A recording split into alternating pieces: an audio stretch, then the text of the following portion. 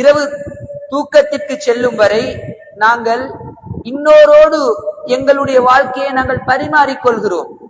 அது குடும்பத்தோடு இருக்கலாம், உறவினர்களோடு இருக்கலாம், மனைவியோடு, குழந்தையோடு, தொழில் செய்கிற இடங்களில் தொழிலாளரோடு அல்லது எங்களுடைய வாடிக்கையாளரோடு நாங்கள் கட்டாயம் பேச நிர்பந்திக்கப்பட்டிருக்கிறோம். அந்த வகையில் வார்த்தையுடைய விடயத்தில் இஸ்லாம் எதை கற்றுத்தருகிறது என்ற விடயத்தை குர்ஆன் சுன்னா அடிப்படையில் உங்களோடு பகிர்ந்து கொள்ளலாம் நினைக்கின்றேன். இந்த தலைப்பில் பொதுவான சில விடயங்கள் இருக்கிறது. ஒரு மனிதன் எப்படி பேச வேண்டும், எப்படி நடந்து கொள்ளக்கூடாது என்று இஸ்லாம் எங்களுக்கு வலியுறுத்தி இருக்கிறது. இன்னும் சில விடயங்கள் இருக்கிறது, குறிப்பான விடயங்கள்.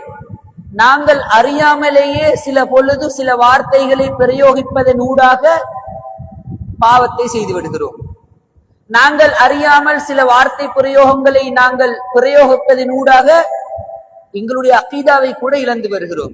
அப்படிப்பட்ட குறிப்பான சில விடயங்களையும் பொதுவான சில விடயங்களையும் உங்களுக்கு குர்ஆன் சுன்னா அடிப்படையில் இந்த ஜும்மா பிரசங்கத்தில் எடுத்து சொல்ல விரும்புகிறேன். அந்த வகையில் தமிழில் ஒரு பழமொழி சொல்லுவார்கள், ஒரு மனிதன் பல்லாக்கு ஏறுவதும் அவனது வாயாலே, பல் உடைவதும் அவனது வாயாலே. ஒரு வார்த்தையை ஒரு மனிதன் அழகாக பயன்படுத்தும் பொழுது அவன் உயர்ந்த இடத்தை அடைகிறான். சில பொழுதுகளில் சில வார்த்தைகளை தவறாக பயன்படுத்துவதன் மூலமாக அவன் சில பாதிப்புகளுக்கு உள்ளாக்குகிறான். அதுதான் சொல்லுவார்கள், சொல்லு போனால் பல்லு போய்விட்டது என்று. பொருத்தமில்லாத இடத்தில் பொருத்தமில்லாத வார்த்தையை சொல்வதன் மூலம் பிரச்சனை பெரிதாகி விடுகிறது. இஸ்லாம் எங்களுக்கு எப்படி இந்த வார்த்தையை பயன்படுத்துகிறதை கற்றுத்தருகிறது என்றால், உலகத்திலே மிக மிக மோசமானவன் யார்? தன்னை கடவுள் என்று சொல்லிக் கொண்டவன் ஃபிரௌன். மிக மிக மோசமானவன். அந்த ஃபிரௌனிடத்தில் சென்று இஸ்லாத்தை சொல்லும் பொழுது அல்லாஹு தஆலா மூசா அலைஹிஸ்ஸலாம் அவர்களுக்கு ஒரு பண்பை கற்றுக் கொடுக்கிறான். அதுதான் அல்லாஹு தஆலா கூறுகிறான், ஃபகூலா லஹு கௌலன் லையினன். நீங்க போய் ஃபிரௌன்ட்ட போய், யார்கிட்ட? ஃபிரௌனிடத்தில். உலகத்திலே மிக மிக மோசமானவன், உலகத்திலே மிக மிக கொடுங்கோலன், உலகத்திலே தன்னை கடவுள் என்று சொல்லிக் கொண்டவன், தன்னை மிக பெரிய கடவுள் என்று சொல்லிக் கொண்டவனிடத்தில் சென்று பேசும் பொழுது கூட இஸ்லாம் கற்றுத் தருகிறது, ஃபகூலா லஹு கௌலன் லையினா.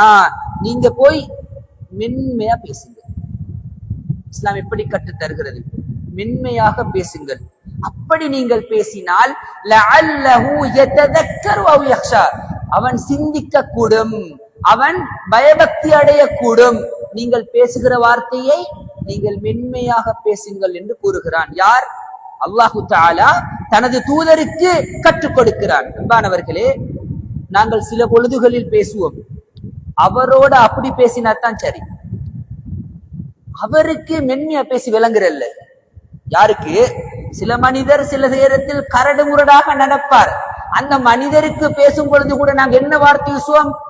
அவருக்கு சொல்ல வேண்டியதை பொட்டுல் அடிச்ச மாதிரி சொன்னதான் விளங்கு. ஆனா குர்ஆன் எப்படி வழிகாட்டுகிறது? ஃபிரௌனிடத்தில் சென்று சொல்லும் பொழுது கூட கௌலன் லையினா, மென்மையாக பேசுங்கள் என்று யாருக்கு கற்றுக் கொடுக்கிறான்? நபிமார்களுக்கு அல்லாஹு தஆலா கற்றுக் கொடுக்கிறான். அல்லாஹு தஆலா தனது திருமறையில் இன்னொரு இடத்தில் எப்படி கூறுகிறான் என்றால், கூலு லஹு கௌலன் சதீதா. நீங்க ஒரு மனிதத்தில் பேசும் பொழுது, சில விடயங்களை சொல்லும் பொழுது கௌலன் சதீதா, அந்த தெளிவா பேசுங்க. நாங்க பேசும் பொழுது தெளிவா பேசணும், மடை மாற்றி பேசக்கூடாது, ரெண்டு கருத்துக்கு இடமுள்ள மாதிரி பேசக்கூடாது. இங்களையும் தப்பி அங்களையும் தப்பி பேசுறது ஒரு முஃமின் பண்பல்ல. கௌலன் சதீதா, தெளிவாக பேசும் பொழுது அல்லாஹு தஆலா திருமறையில் கூறுகிறான். நான் இப்ப சொல்ற பண்புகள் எல்லாம் பொதுவான பண்புகள். ஒரு மனிதன் தனது வார்த்தை பிரயோகங்களை பயன்படுத்தும் பொழுது எப்படி பொதுப்படையாக நடந்து கொள்ள வேண்டும் என்று இஸ்லாம் வலியுறுத்திய பண்புகள். முதலாவது மென்மையா பேசணும். அது யாரோட இருந்தாலும் பரவாயில்லை. சில மனிதர்கள் சில பொழுதுகளில் எப்படி நடந்து கொள்கிறார் என்றால், ஒரு மனிதன் தன்னை விட அதிகாரத்தில் குறைந்தவனாக இருந்தால் அல்லது தனக்கு கீழ் வாழ்பவனாக இருந்தால், சில பொழுதுகளில் சில அந்தஸ்துக்களால் அவன் அடுத்தவரை விட உயர்ந்தவனாக இருந்தால் அவர்கிட்ட வேற மாதிரி பேசுவாங்க. ஆனா அந்தஸ்துல கூடினாட்ட வேற மாதிரி பேசுவாங்க. இது மனிதர்களிடத்திலே பரவலாக கிடைக்கிற பண்பு.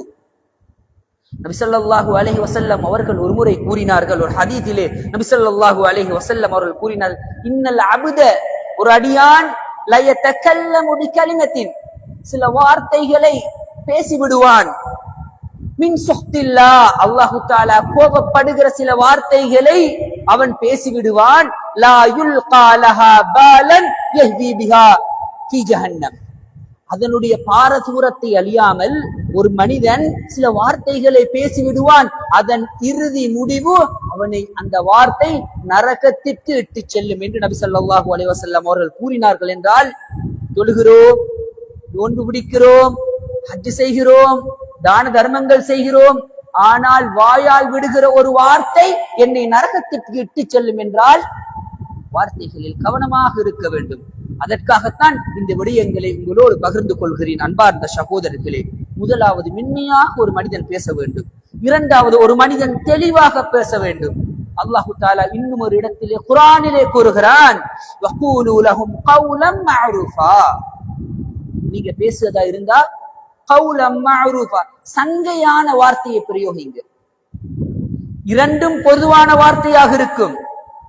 ஒரு மனுஷன்ட்ட இவன் ஏண்ட வேலைக்காரன் என்று சொல்றதும் தான், இவர் எனக்கு தெரிஞ்சவர் என்று சொல்றதும் தான் தவறல்ல. ஆனால் சங்கையான வார்த்தை எங்கே பிரயோகிக்க முடியுமோ அங்கே சங்கையான வார்த்தையை பிரயோகிக்கும்படி அல்லாஹு தஆலா கட்டளை இடுகிறான். சில நேரங்களில் நாங்கள் பேசுகிற வார்த்தை அவருடைய மனதிலே புண்படுத்தும் விதமாக அமைந்துவிடும். அவனுக்கு பிடிக்காத பட்டப்பெயர்களை கொண்டு நாங்கள் அவனை அழைத்து விடுவோம். ஆணும் அல்லாத பெண்ணும் அல்லாத மனிதர்களை நாங்கள் அழைக்கும் பொழுது 9 என்று கூறிவிடுவோம். தேவையில்லாத வார்த்தையை பிரயோகித்து விடுவோம். இஸ்லாம் கற்றுத்தருகிறது சங்கையான வார்த்தையை பாவிக்கும்படி. அல்லாஹு தஆலா திருமறையிலே இன்னும் ஒரு இடத்திலே கூறுகிறான், வகுல் லஹுமா கௌலன் கரீமா, நீங்கள் பேசும் பொழுது, இன்னொரு மனிதத்திலே பேசும் பொழுது, அல்லது மனைவியிடத்திலே பேசும் பொழுது கூட, அல்லது குடும்பத்திடத்திலே பேசும் பொழுது கூட, உனது வேலையாளிடத்திலே நீ பேசும் பொழுதும் கூட, ஒரு ஏழை இடத்திலே பேசும் பொழுதும் கூட, ஒரு பணக்காரன் இடத்திலே நீ பேசும் பொழுதும் கூட, ஃபகூலு லஹுமா கௌலன் கரீமா, யூஸ் பண்ற வார்த்தை கண்ணியமான வார்த்தையா இருக்கணும். யூஸ் பண்ற வார்த்தை மரியாதைக்குரிய வார்த்தையாக இருக்க வேண்டும்.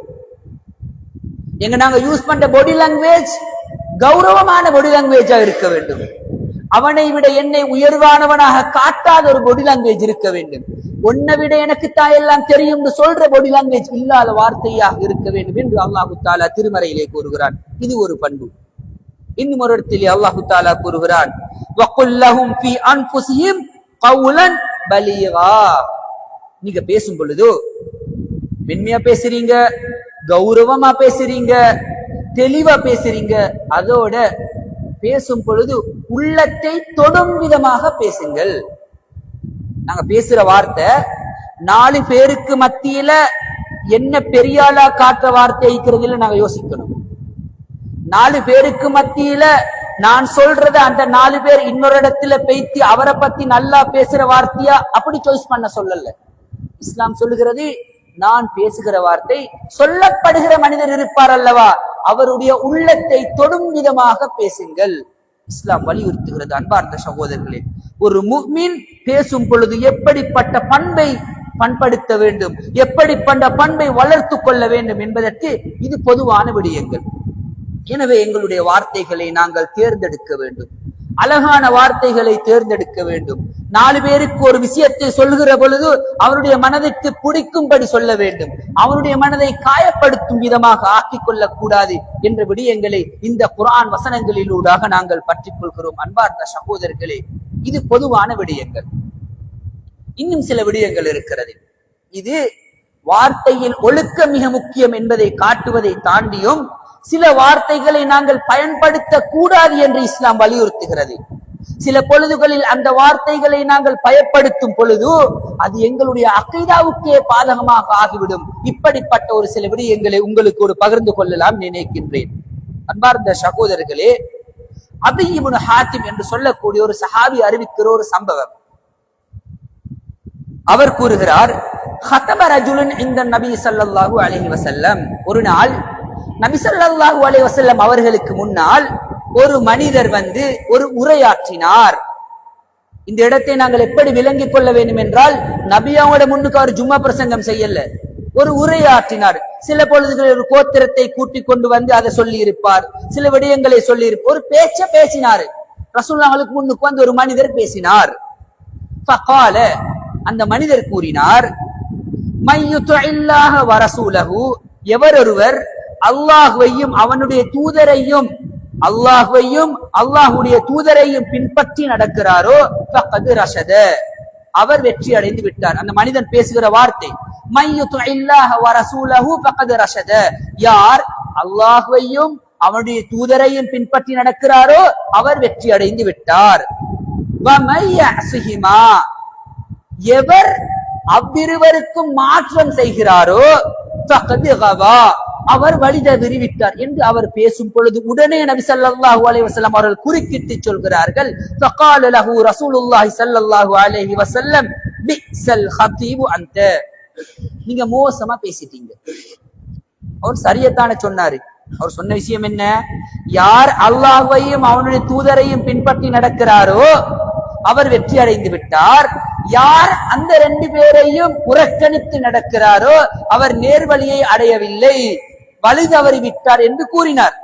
உடனே ரசூலுல்லாஹ் சொன்னாங்க, பிஸல் ஹதீபு அன்த, நீங்க மோசமா பேசிட்டீங்க. இப்ப பொதுப்படைய பார்த்தா இது சரியத்தான பேசிக்கிறாரு.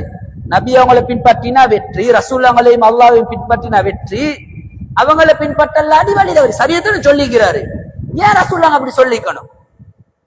ரசூலுல்லாஹ் சொன்னாங்க, நீங்க பேசினது மோசமா பேசிட்டீங்க, நீங்க பொருத்தமில்லாத வார்த்தையை பயன்படுத்தி விட்டீர்கள் என்ற துணியிலே ரசூலுல்லாஹ் கடிந்து கொண்டார்கள். உடனே ரசூல் ஸல்லல்லாஹு அலைஹி வஸல்லம் அவர்கள் கூறினார்கள், குல் வ மை யஸில்லாஹ வ ரசூலஹு. அன்பார்ந்த சகோதரர்களே, நபி அவங்க என்ன சொன்னாங்கன்னு சொன்னா, அந்த மனிதர் வந்து பேசும் பொழுது முதலாவது என்ன சொன்னார்? அல்லாஹ்வையும் அவனுடைய தூதரையும் யார் பின்பற்றுகிறாரோ அவர் வெற்றி அடைந்து விட்டார். இரண்டாவது வசனத்தில் அவர் எப்படி சொன்னாரு? அந்த ரெண்டு பேரையும் யார் பின்பற்றாமல் நடக்கிறாரோ, இப்படி அந்த ரெண்டு பேரையும் என்று சொல்லி அல்லாஹ்வையும் ரசூலையும் இணைச்சு பேசிட்டாரு. அவர் எப்படி சொல்லிக்கணும்? ரசூலுல்லாஹ் சொல்லிக் கொடுக்கிறார்கள், குல் வ மை யஸில்லாஹ வ ரசூலஹு. நீங்க எப்படி சொல்லணும் தெரியுமா? இரண்டாவது வசனத்திலையும் எப்படி சொல்லணும்டா, அல்லாஹ்வையும் அவனுடைய தூதரையும் ரெண்டு பேருடைய பேரையும் சொல்லுங்க. நீங்க நினைச்சு சொல்ல வேணாம். எப்படி? அவங்க ரெண்டு பேரும் யாரு? அல்லாஹ் ரசூல் தான். ஆனா அவங்க ரெண்டு பேரும் யூஸ் பண்ணப்படாது, அல்லாவும் ரசூலும் யூஸ் பண்ணணும். நபி அவர்கள் கற்றுக் கொடுக்கிறார்கள். எப்படி? அல்லாஹ் அல்லாஹ் தான், ரசூலுல்லாஹ் தான். ஆனா பேசப்போல நாங்க எப்படி அல்லாஹ்வையும் ரசூலையும் ஒரே இடைச்சொல்லில் பயன்படுத்துவதை நபி ஸல்லல்லாஹு அலைஹி வஸல்லம் அவர்கள் தடுத்தார்கள் என்றால், அன்பானவர்களே, சில பொழுதுகளில் நாங்கள் பேசுகிற வார்த்தை அகீதாவில் இருந்து எங்களை தடம்புற செய்துவிடும். இதை நாங்கள் கவனமாக இருக்க வேண்டும். இந்த விடயத்தில் இன்னொரு விடயத்தையும் உங்களுக்கு கூறலாம் நினைக்கின்றேன். அல்லாஹ்வையும் ரசூலையும் சேர்த்து கூட அவங்க ரெண்டு பேர் என்று சொல்றத ரசூல் அங்க தடை செஞ்சாங்கண்டா, இப்ப எல்லாம் சில சூஃபிக்கள் என்ன சொல்கிறார்கள்? சூஃபிக்கள் என்று சொல்லிக் கொள்ளக்கூடியவர்கள் வஹ்தத்துல் வஜூத் பேசுறாங்க. எப்படி? நீயும் அல்ல, நானும் அல்ல, தூணிலும் அல்ல, துரும்பிலும் அல்ல, அல்லாஹ் எங்கும் இருப்பான். ரசூலுல்லாஹ் எதை தடை செஞ்சாங்க? அவங்க ரெண்டு பேர் என்று சேர்க்கிறதையே தடை செஞ்சாங்கண்டா இவரோட அகீதாட நிலைமை என்ன? நாங்கள் சற்று சிந்தனை செய்து பார்க்க வேண்டும். எனவே அன்பானவர்களே, சில பொழுதுகளில் நாங்கள் எங்களுடைய குழந்தைகள் சில பாடல்களை பாடிவிடுவார்கள். ஆனால் அதுல ஷிர்க் இருக்கும், அதுல இணை வைப்பு இருக்கும். ஆனா வார்த்தை பிரயோகத்துல கூட அதை உள்ளத்துல எண்ணாம கூட நாங்க பேசினா அது தவறுதான். ரசூல் ஸல்லல்லாஹு அலைஹி வஸல்லம் அவர்கள் கற்றுக் கொடுக்கிறார்கள். அன்பார்ந்த சகோதரர்களே, இன்னும் ஒரு விடயம். நபி ஸல்லல்லாஹு அலைஹி வஸல்லம் அவர்கள் கூறினார்கள், லா தஸுப்புத் தஹ்ர, நீங்க காலத்தை ஏச வேண்டாம். ஃபஇன்னல்லாஹ ஹுவத் தஹ்ர், ஏனென்றால் அல்லாஹ் தான் காலம். قال الله تعالى الله تعالى கூறுகிறான் யுதீனி இப்னு ஆதம் யசுப்பு الدهر சில பொழுதுகளில் மனிதர்கள் காலத்தை திட்டுவதன் மூலமாக என்னை தர்ம சங்கடத்திற்கு அல்லது என்னை நோவினைப்படுத்துகிறான் என்று ரசூல் ஸல்லல்லாஹு அலைஹி வஸல்லம் அவர்கள் கூறினார்கள். அப்படி என்றால் நாங்க என்ன பேசுறோம்? காலத்தை ஏசப்படாது. சில பொழுதுகளில் வியாபாரம் நல்லா போகும், சில பொழுதுல வியாபாரம் நல்லா இல்லாம போகும். வியாபாரத்தை பத்தி பேசுங்க, காலத்தை ஏசமானா. இந்த காலத்துல என்ன மோசமான நேரமோ, ஏண்ட கெட்ட காலம் என்று காலத்தை திட்டுவது. நாங்க அல்லாஹ்வை திட்டன்னு நினைச்சு திட்டல, நாங்க எல்லாம் அல்லாஹ்வை திட்டுவோமா? ஆனா சில டைம்ல நாங்க எங்களுக்கு ஏற்பட்ட துன்பத்தால, எங்களுக்கு ஏற்பட்ட கஷ்டத்தால காலத்தை திட்டுவதன் ஊடாக அல்லாஹ்வை திட்டு விடுகிறோம், அகீதாவிலிருந்து தடம் புரண்டு விடுகிறோம். எனவே வார்த்தைகளை பயன்படுத்தும் பொழுது முதலாவது விஷயம் என்னது? அல்லாஹ்வை அல்லாஹ் இடத்துல வச்சு பேசணும், ரசூலுல்லாஹ் இடத்துல வச்சு பேசணும். இரண்டாவது விஷயம், எந்த காரணம் கொண்டும் எந்த நேரத்திலும் நாங்கள் காலத்தை திட்டிவிடக் கூடாது. நிறைய ஹதீஸ்கள் இருக்கிறது காலத்தை திட்டுவது சம்பந்தமாக. அல்லாஹ் தஆலா சொல்கிறான், நீங்கள் காலத்தை திட்ட வேண்டாம். அனத்தஹர் அல் அய்யாமு வலயாலிலி, நாட்களும் இரவுகளும் எனக்குரியது. உஜத்திதுஹா வ உப்லீஹா வ ஆதி பிபுலூகின் பஅத முலூக், நான் தான் காலத்தை திருப்புறேன், நான் தான் காலத்தை மாற்றுகிறேன். இரவை தருவது நான், பகலை தருவது நான், ஒரு அரசாட்சியை கொண்டு வருவது நான், அந்த அரசாங்கத்தை மாற்றுவது நான். அல்லாஹ் தான் காலத்தை திருப்புறான். இப்போ ஒரு ஃபங்க்ஷன் நடக்கிறேன்னு வைங்களே, அந்த ஃபங்க்ஷனுக்கு ஒரு பொறுப்பாளரை வச்சு ஒரு ஆர்கனைசர், நாங்க அந்த ஆர்கனைசிங் அவருக்கு ஏசாம அந்த ஆர்கனைஸ் செய்யப்பட்ட விஷயத்துக்கு ஏசினாலே இவருக்கு சரியா செய்ய தெரியாத மாதிரி ஆகிடும். ஒரு நிகழ்ச்சி நிரல் நடக்குது, அந்த இடத்துக்கு அவரை ஏசல்ல, இந்த நிகழ்ச்சி நிரல் செஞ்ச முறை பிள்ளை என்றால் அது அவரை ஏசுறது தானே. அல்லாஹ் தானே காலத்தை மாற்றி மாற்றி தாரான். நாங்க காலத்துல சில காலத்துக்கு வந்து போகிறவர்கள், நாங்க எப்படி காலத்தை திட்டலாம்? அல்லாஹு தஆலா சில பொழுதுகளில் சில காலங்களில் எங்களை எடுத்து சும்மா தட்டி போடுறது. நாங்க ஒரு 10 வருஷத்துக்கு 20 வருஷத்துக்கு வந்து போறாக்கள். காலம் நிலையானது, காலம் நிக்குது. அல்லாஹு தஆலா தான் காலத்தை திருப்புகிறார், அல்லாஹு தஆலா தான் காலத்தை உருவாக்குகிறார், அல்லாஹு தஆலா தான் காலத்தை அழிப்பவன். எனவே காலத்தை திட்டக்கூடாது, அது இன்னும் ஒரு விதமான பண்பு. அடுத்தது, ஒரு மனிதர் ரசூல் ஸல்லல்லாஹு அலைஹி வஸல்லம் அவர்களிடத்திலே வந்து கூறுகிறார், ஹதீஸிலே வரக்கூடிய சம்பவம், அன்ன ரஜுலன் கால லின்னபி ஸல்லல்லாஹு அலைஹி வஸல்லம், ஒரு மனிதர் வந்து ரசூலுல்லாஹ் கிட்ட சொல்றாரு, மாஷா அல்லாஹ் வஷித், இப்படி சொல்றாரு. நபி அவட்ட வந்து, அல்லாஹ் நாடினா நீங்களும் நாடினா, இந்த வார்த்தை அல்லாஹ் நாடினா நீங்களும் நாடினான்னு சொன்ன பொழுது ரசூல் ஸல்லல்லாஹு அலைஹி வஸல்லம் அவர்கள் கூறினார்கள், இஜ்அல்தனி லில்லாஹி நித்தா, நீங்க அல்லாஹ்வோட என்ன நினைச்சு பேசுறீங்களா? எப்படி தெரியுமா நீங்க சொல்லணும்? மாஷா அல்லாஹ் வஹ்த, இன்னொரு ரிவாயத்துல மாஷா அல்லாஹ் தும்ம ஷித், இப்படி பேசணும். அல்லாஹ் நாடினா பிறகு நீங்க நீடினா. ரசூலுல்லாஹ்வை பார்த்து ரசூலுல்லாஹ் சொல்லிக் கொடுக்கிறார்கள், சஹாபாக்களுக்கு கற்றுக் கொடுக்கிறார்கள் எப்படி நாங்க பேசணும். அல்லாஹ் நாடினால் பிறகு இந்த வார்த்தை யூஸ் பண்ணணும், பிறகு நீங்களும் நாடினா. அல்லாவும் நாடினா நானும் நினைச்சா அப்படி பேசப்படாது. நாளைக்கு ஒரு பயணம் போறோம், இந்த பயணம் போறதுக்கு வைஃப் வந்து கேட்கிறா, நாளைக்கு நீங்க காலைல போற கட்டாயமா? அல்லாஹ் நாடினா நானும் நினைச்சா போவேன், இந்த வார்த்தையை பிரயோகிக்க கூடாது. இஸ்லாம் கட்டு தருகிறது, அல்லாஹ் நாடினால். இரண்டாவது வசனம் என்ன? பிறகு இந்த வசனத்தை யூஸ் பண்ணணும், பிறகு நானும் நினைச்சா. பிறகு இந்த வசனத்தை அல்லாஹு தஆலா பயன்படுத்த சொல்கிறார். சில வேடங்களில் சில ஹதீஸ்கள் மனிதர்களுக்கு மத்தியில் புழக்கத்தில் இல்லாமல் இருப்பதால் இது மாதிரி விடயங்களை உங்களோடு இந்த சந்தர்ப்பத்தில் பகிர்ந்து கொள்ளலாம் நினைக்கின்றேன். ஹுதைபா ரலியல்லாஹு அன்ஹு அவர்கள் அறிவிக்கக்கூடிய ஒரு சம்பவம், லா தகூலு மாஷா அல்லாஹ் வஷா ஃபுலான், நீங்க எந்த நேரத்திலையும் அல்லாஹ்வும் நாடினா அந்த மனுஷனும் நினைச்சா, இவரும் நினைச்சா அவரும் நினைச்சா, அது மனுஷருக்கு பயன்படுத்தியலும். அல்லாஹ்வும் நினைச்சா அவரும் நினைச்சா அவர் வருவாரு. இவர் அல்லாஹ்வும் நாடினா இந்த ஹாஜியாரும் தந்தா பள்ளியை கட்டலாம், அப்படி சொல்லப்படாது. அல்லாஹ் நாடினால் பிறகு அவரும் சல்லியை தந்தா, இது மாதிரி வசனங்களை பயன்படுத்துமாறு அல்லாஹு தாலா எங்களுக்கு கற்றுத் தருகிறான். எனவே அன்பார்ந்த சகோதரர்களே, வார்த்தைகளை பயன்படுத்தும் பொழுது அந்த வார்த்தைகளை நாங்கள் தெரிந்தெடுத்து, நாங்கள் பேசுகிற வார்த்தை மற்றவர்களுக்கு பாதிப்பளிக்காத வகையில் பயன்படுத்தி அதன் மூலம் சொர்க்கம் அடைவதற்கு அல்லாஹு தாலா எங்கள் அனைவருக்கும் அருள் பாணிப்பானாக. ஆமீன்.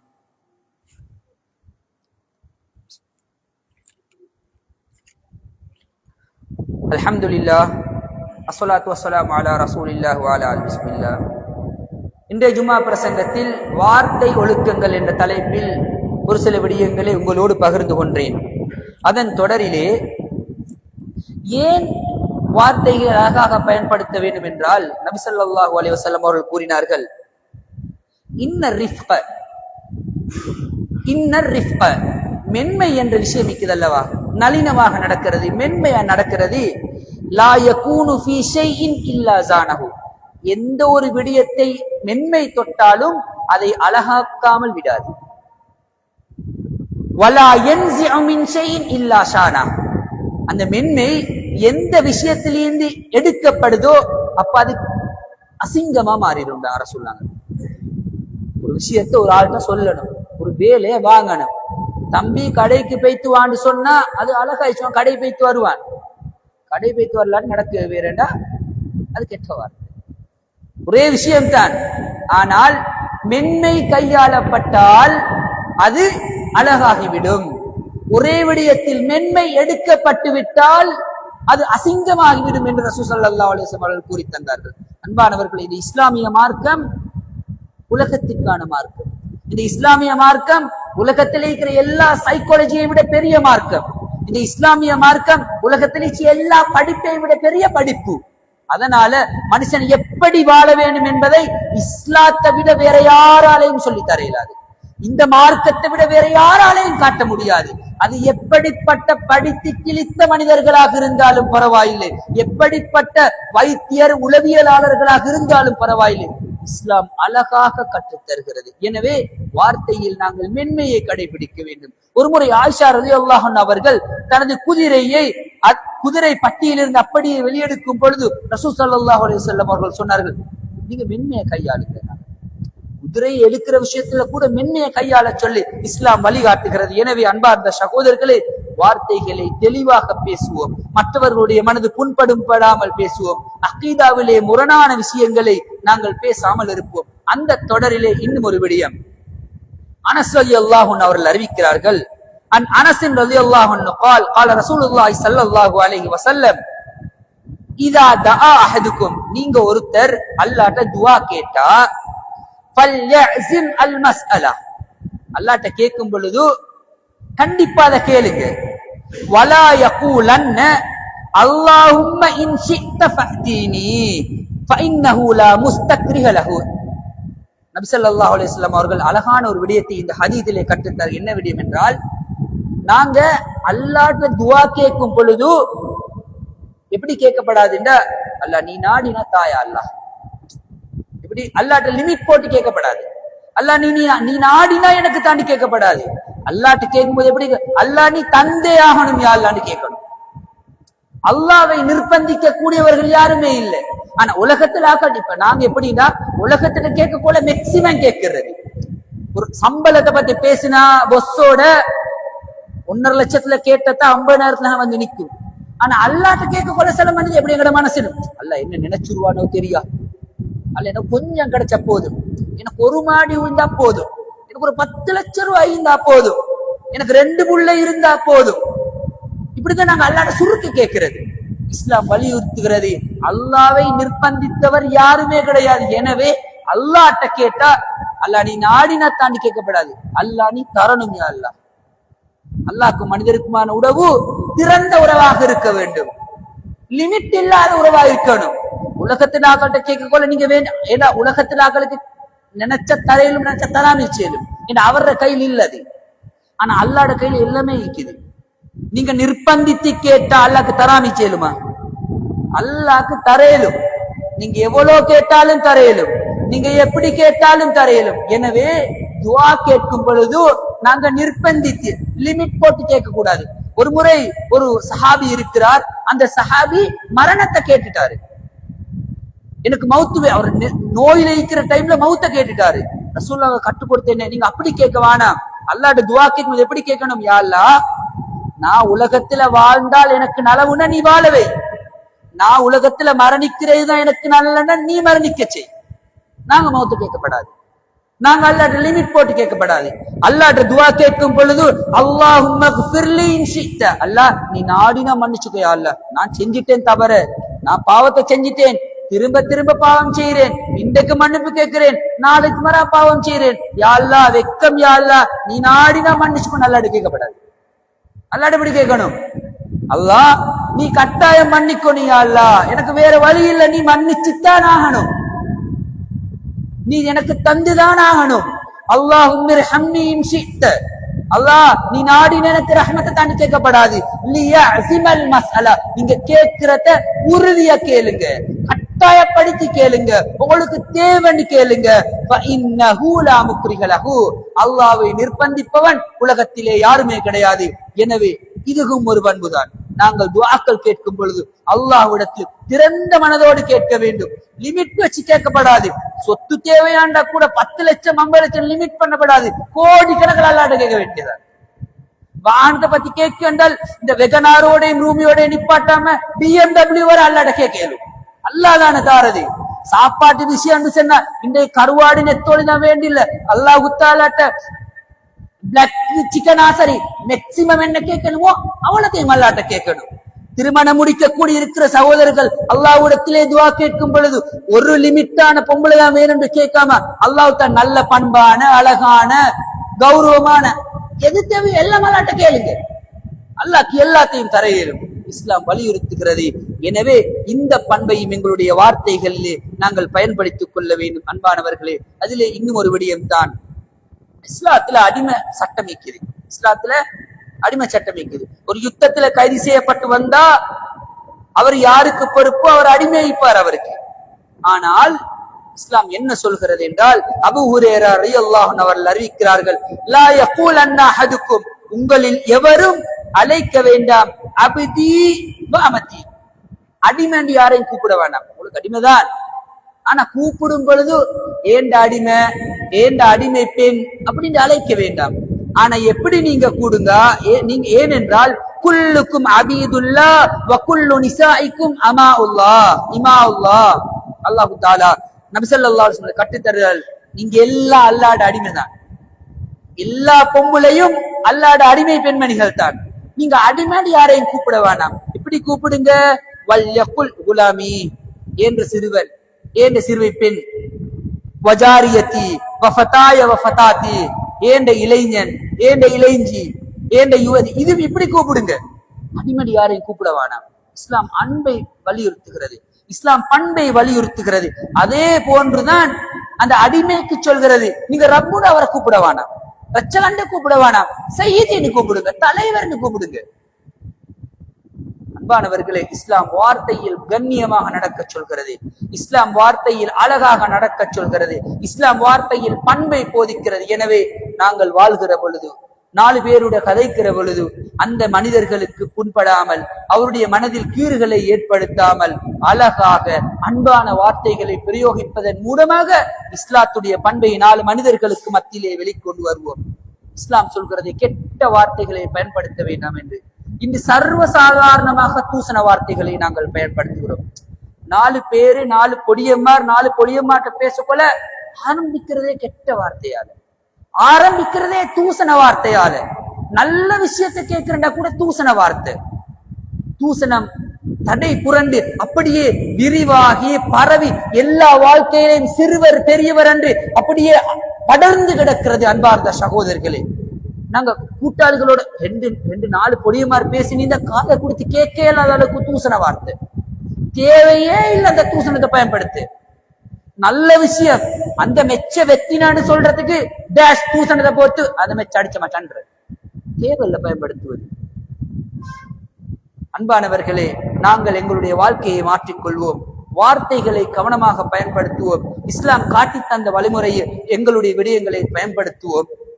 நல்ல விடயங்களை மற்றவர்களுக்கு மத்தியிலே பகிர்வோம், நல்ல விடயங்களை மற்றவர்களுக்கு மத்தியிலே பேசுவோம். அதன் மூலம் எங்களுடைய பண்பை காட்டுவோம். அது மாற்று கருத்துடையவர்களாக இருந்தாலும் சரி, மாற்று இயக்கத்தவர்களோடு இருந்தாலும் பரவாயில்லை, மாற்று சகோதரர்களோடு மாற்று மதத்தவர்களோடு இருந்தாலும் பரவாயில்லை. இஸ்லாம் சொல்கிற பிரகாரம் வாழ்க்கையை அமைத்துக் கொண்டு அல்லாஹு தாலா நபி ஸல்லல்லாஹு அலைஹி வஸல்லம் அவர்கள் கற்றுத் தருகிறார்கள். ஒவ்வொரு வார்த்தையும் சதகா என்று. யார் மௌனித்திருக்கிறாரோ வெற்றி அடைந்தார் என்று. தேவண்டா நல்லதை பேசுவோம், இல்லாட்டி பேசாம வாய் மூடி இருந்து எங்களுடைய நரகத்திலிருந்து நாங்கள் பாதுகாத்துக் கொள்வோம். எனவே அப்படிப்பட்ட வாழ்க்கையை அல்லாஹு தாலா எனக்கும் உங்களுக்கும் நசீபாக்குவானாக. ஆமீன். எதை கேட்டோமோ, எதை செவிமடுத்தோமோ அதை எனது வாழ்விலும் உங்களது வாழ்விலும் நடைமுறைப்படுத்துவதற்கு வல்ல அல்லாஹ் கிருபை செய்து அருள்வானாக. ஆமீன். வா ஆகிரு தஅவானா அனில் ஹம்துலில்லாஹி ரப்பில் ஆலமீன். அகிமிஸ் ஸலாத்.